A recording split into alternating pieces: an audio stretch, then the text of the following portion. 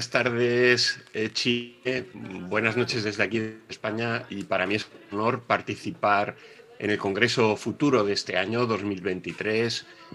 Quiero agradecer la amable invitación que recibí hace unas semanas para participar en este evento y agradecer también la confianza que han depositado en mí tanto Aguas de Barcelona como Aguas de Chile a través de la empresa matriz Veolia,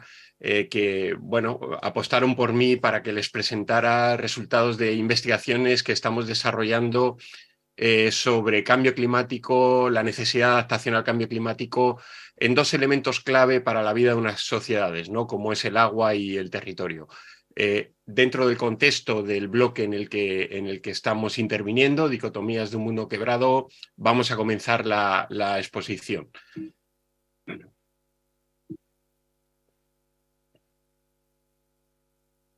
Quiero presentarles primero algunas reflexiones en un primer bloque que lo que pretende presentar son ideas sobre la situación en la que estamos, el contexto en el que estamos, para a continuación aportar algunas soluciones, ¿no? Siempre viendo este problema general que es el cambio climático como una oportunidad también para hacer las cosas mejor. El historiador Tony Judt, como saben, fallecido ya hace unos años, nos dejó algunas reflexiones muy interesantes sobre lo que iba a suponer en este mundo, en este siglo XXI, el cambio climático, ¿no? Él nos destaca la necesidad de que los gobiernos apuesten por este tema para aportar soluciones, porque si no, será la propia sociedad la que tenga que aportar soluciones al respecto. Estamos, además, en un siglo, este siglo XXI, que va a ser un siglo presidido por la complejidad, por las disputas, por las desigualdades, por las dicotomías, en definitiva, ¿no? Estamos viviendo todavía, salimos de lo más intenso, pero seguimos viviendo en plena pandemia por la COVID-19. Hay que recordar que llevamos ya 6 pandemias de diferente grado y magnitud en este siglo XXI.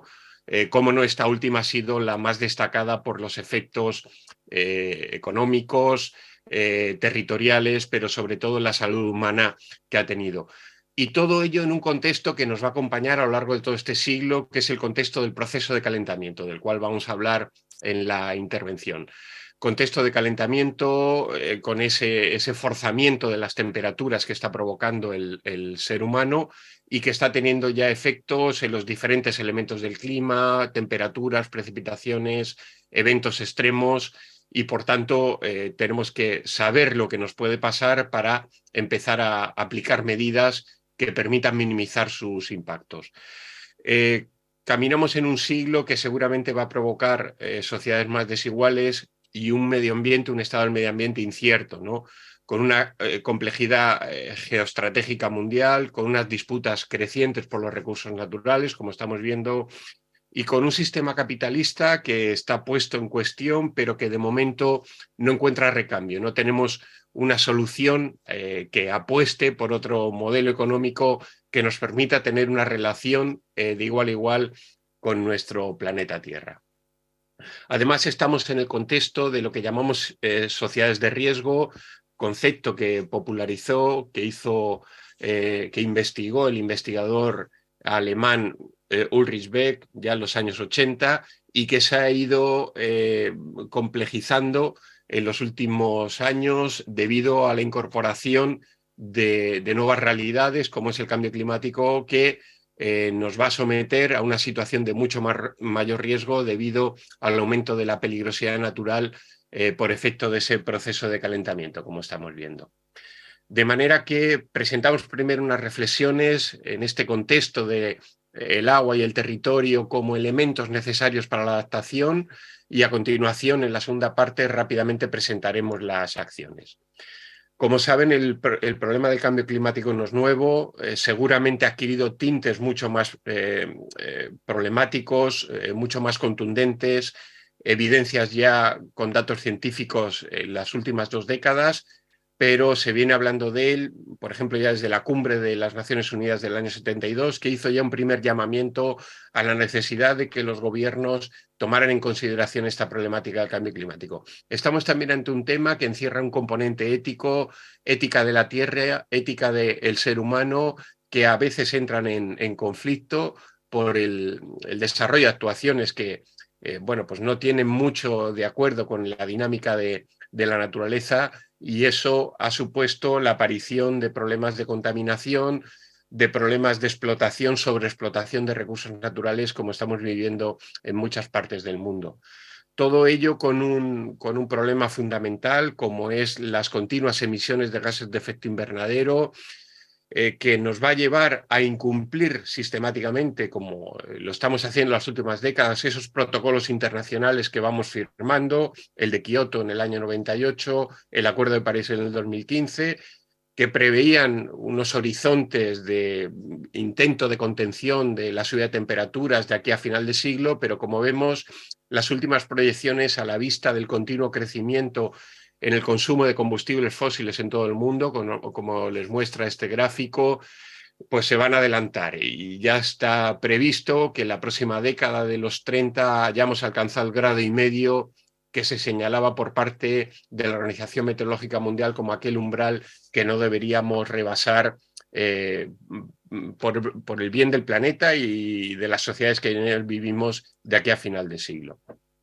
La relación, por tanto, del ser humano con el clima ha cambiado radicalmente desde que terminó la pequeña edad del hielo a mediados del siglo XIX hasta la actualidad, por la incorporación de esos gases que están provocando un forzamiento radiactivo y, por tanto, están alterando el normal funcionamiento de la maquinaria climática terrestre. Los efectos van a ser importantes, los modelos nos hablan de un clima con un recurso a agua cada vez más escaso en algunas regiones, con un incremento de las zonas áridas y semiáridas en muchas partes del mundo, y eso va a someter a tensiones también a sociedades que van a terminar disputando o luchando por un recurso tan fundamental como es el agua. El problema del cambio climático no es algo nuevo. Ya surgió en la cumbre de Río del año 70, perdón, en la cumbre de Estocolmo del año 72, ya se hacía un llamamiento a la necesidad de ir vigilando el estado del clima y de sus efectos en las actuaciones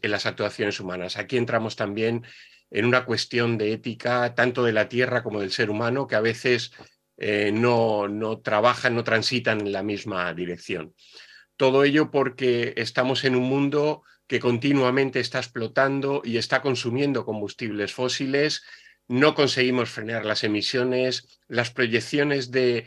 subida de temperatura se van acortando en el tiempo. Lo que se marcaba como un objetivo para finales del siglo XXI, las últimas proyecciones nos están hablando que dentro de 10-15 años ya habremos alcanzado el 1,5 grados de subida de temperaturas en todo el planeta y llegaremos a mitad de siglo con esos 2 grados que se marcaban como objetivo poco deseado en el Acuerdo de París. Esa relación entre el ser humano y el clima cambió, como saben, desde mediados del siglo XIX, cuando acabó la pequeña edad del hielo, hasta la actualidad. La incorporación progresiva al desarrollo de esos combustibles fósiles ha supuesto un incremento progresivo de las emisiones y un forzamiento en radiactivo, en el balance energético de nuestro planeta, lo que está conduciendo al progresivo calentamiento de nuestras regiones climáticas en todo el planeta, y que cada año va adquiriendo, va ganando, va superando récords de años o décadas anteriores. El escenario no es muy halagüeño para todo el planeta, con un incremento de las zonas áridas y semiáridas, con un problema de agua por pérdida de cantidad y consiguientemente también de calidad, que llevará seguramente, como ya se están produciendo, a enfrentamientos y conflictos entre regiones. Todo ello en un marco de cumplimiento obligatorio, ético, diría yo, de los objetivos de desarrollo sostenible, muchos de ellos, como ven, vinculados con el propio territorio, y por tanto tenemos esa obligación de cumplirlos, aunque cada vez nos queda menos tiempo. Apenas nos quedan 7 años para poder cumplir con todas las acciones que las Naciones Unidas nos había encargado a los gobiernos. Agua y territorio, agua y suelo, por tanto, son elementos fundamentales que debemos analizar en su estado actual y debemos conocer también las previsiones dentro de la modelización climática que podemos tener para los próximos años y décadas para poder ir adaptando nuestras actividades en el territorio y nuestra planificación y gestión del agua a unas condiciones, podríamos decir, más sostenibles en relación con la propia evolución de la dinámica de nuestro planeta. Con todo ello, tendríamos unos principios básicos de actuación, reconociendo que el agua es propiedad de la tierra, que el ser humano puede hacer uso de ella, pero puede hacer un uso prudente, nunca imponer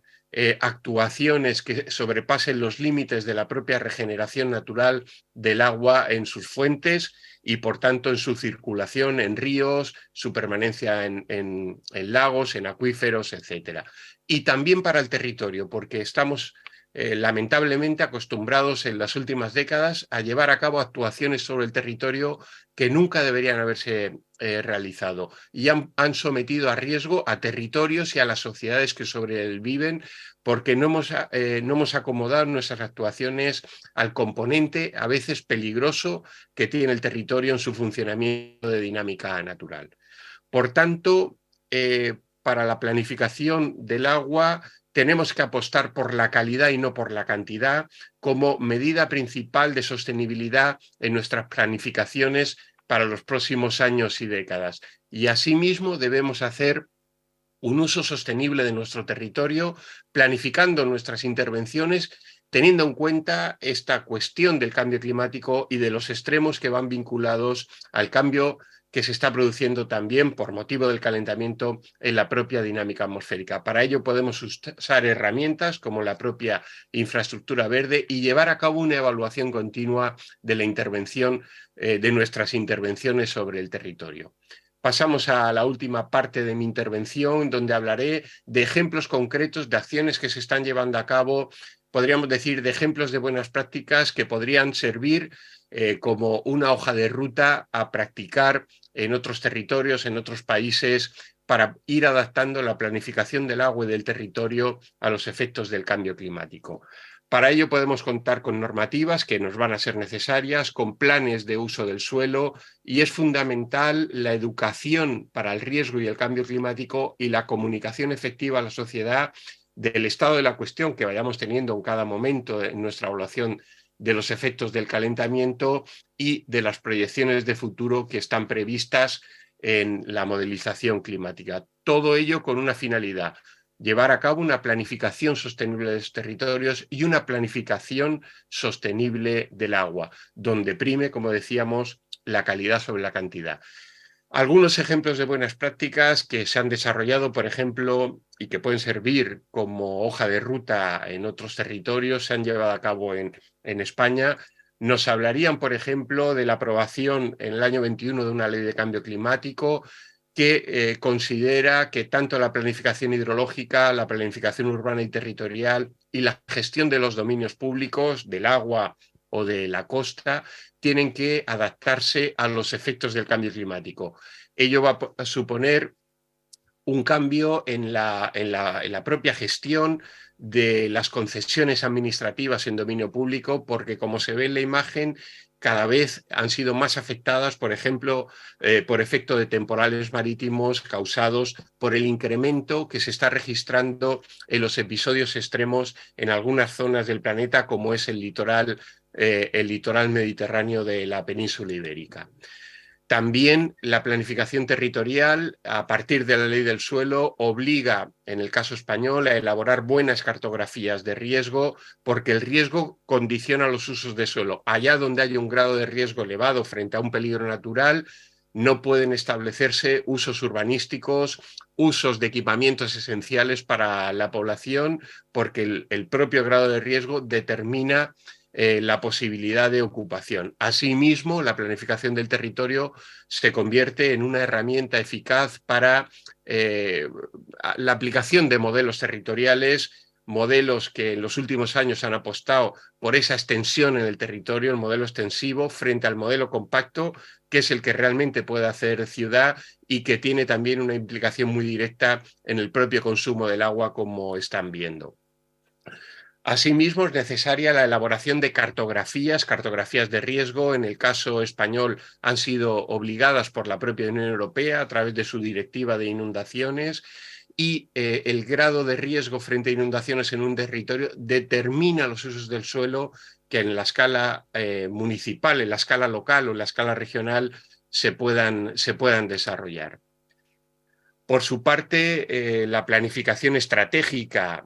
que a veces se ha tenido únicamente para el ámbito de la empresa, de la economía, también puede ser útil para el territorio, como ocurrió en un espacio determinado del litoral mediterráneo, en la cuenca del río Segura, afectada por unas graves inundaciones en el año 2019. A partir de ahí, el gobierno regional puso en marcha un plan estratégico territorial que ha definido una serie de intervenciones teniendo en cuenta la opinión, sobre todo, de la población residente, de la sociedad local, ha definido una serie de intervenciones para ir adaptando el territorio a los efectos del cambio climático y de las inundaciones,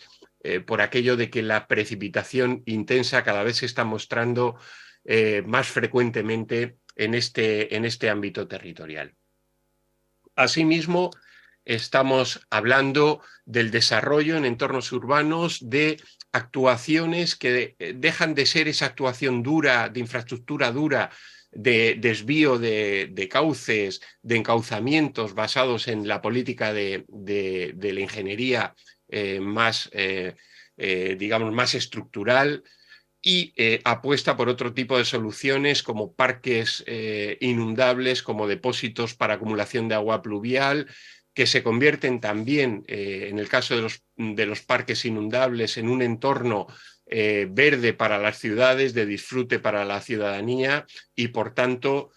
pueden tener esa doble función de ocio, pero también de elementos que reducen el riesgo frente a eventos extremos como es el de las precipitaciones intensas. Asimismo, la planificación de la escasez del agua, de la sequía, es algo fundamental en los próximos años para la ordenación del territorio, ya que el gasto del agua debe estar condicionado por las propias existencias de recursos que haya en un territorio, evitando alterar la propia dinámica de otros territorios, en lo que se ha llamado la política de los trasvases, que cada vez están, por ejemplo, en el ámbito europeo, más en cuestión porque tienen impactos territoriales importantes, además de afectar la propia calidad de las aguas de las cuencas cedentes. Hay que establecer unos módulos claros de consumo, de gasto de agua, que cada vez apuesten por una eficacia mayor en el gasto del agua y eviten acciones de derroche de agua, de implantación, por ejemplo, de regadíos que no tienen una finalidad económica, a veces implantados de forma especulativa, y que lo que están haciendo es consumiendo recursos por encima de las existencias en un territorio.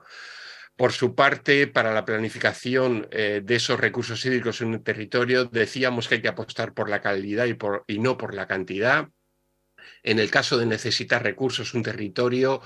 primero debe apostarse por ese ciclo integral del agua, esa economía circular del agua, que reintegre los recursos que ya han sido utilizados a partir de la reutilización de aguas depuradas, que se convierten o deben convertirse en una fuente principal de aquello que se llamó en su día recursos no convencionales. Han pasado a ser, debe convertirse, como digo, en un recurso habitual para el funcionamiento de los territorios en un estado, en una perspectiva de cambio climático. Por último, en la escala municipal se están desarrollando planes de adaptación al cambio climático que vienen a establecer una serie de medidas a modo de hoja de ruta para ir adaptando el funcionamiento de los municipios a la realidad del cambio climático. Medidas que tienen que ver con la propia planificación urbana, pero también planificación de equipamientos básicos, sanitarios, educativos, recreativos, en un entorno que puede ser afectado por el cambio climático. Están viendo uno de los ejemplos en uno de los grandes núcleos turísticos que tenemos en España, que ha apostado por esas medidas de planificación sostenible y de adaptación progresiva al cambio climático, también como una imagen de marca necesaria en los próximos años en los municipios turísticos. Muchas gracias por su atención y hasta otro encuentro. Gracias desde España.